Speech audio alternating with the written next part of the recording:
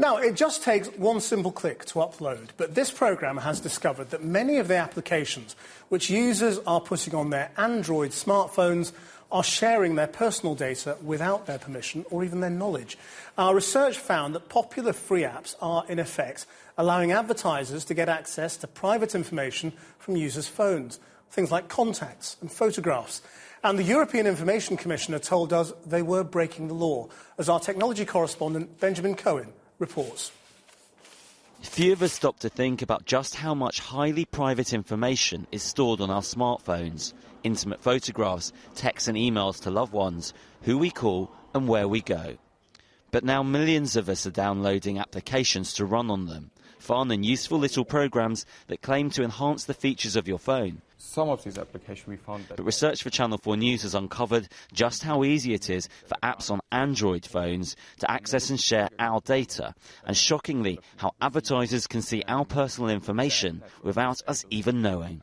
Probably they know more about you than your wife does.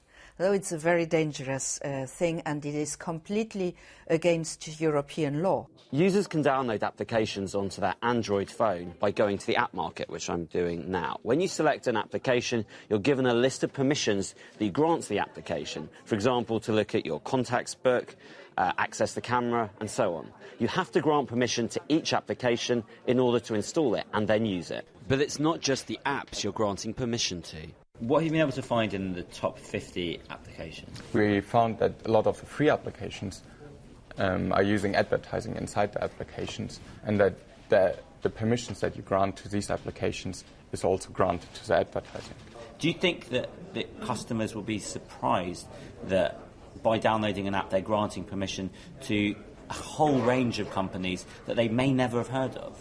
If users wouldn't know about it, I think they would be concerned about it, but at the moment, I don't think they are aware of the situation and how widely their information can be used.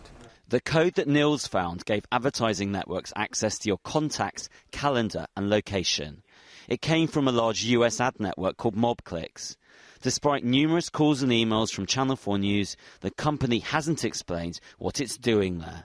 So what it's doing in this case is it's sending it to a third-party phone. To demonstrate how easy it is to gain access to personal data, we asked a programmer to design this pretty innocuous-looking Rick Astley photo app, but it's really stealing my personal data. So what's it taken? Okay, so in this case, it's taken your text messages. So these are quite personal text messages. They are, yeah. It's whatever you'll have on your phone. And what else? What my call? Oh, it looks like it's got my call log and people's names. Exactly, but that's going to depend on what permissions you've given it. Potentially, you've given it permissions to your camera, to your media, maybe any data that you have on the phone, and it could be sending that to someone else. It may well be that there are lots of apps like this that exist only to steal personal data.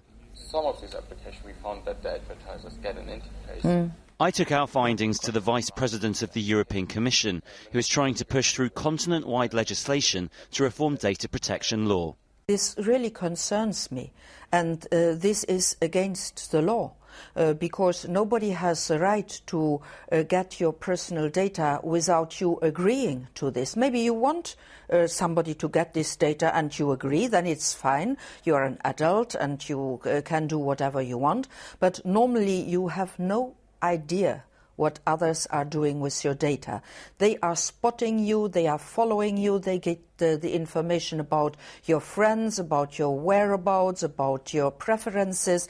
That is certainly not what you have bought in, what you thought you bought in when you downloaded a free of charge app, didn't you? And that is exactly what we need to change. Google runs the Android system, and it told us that it has best practices for app makers to follow when it comes to users' data, but it doesn't screen applications before they're offered for download. The problem for us users is that it's almost impossible for us to tell how any of the 300,000 Android apps available for download are accessing our data and then potentially selling it on to third parties.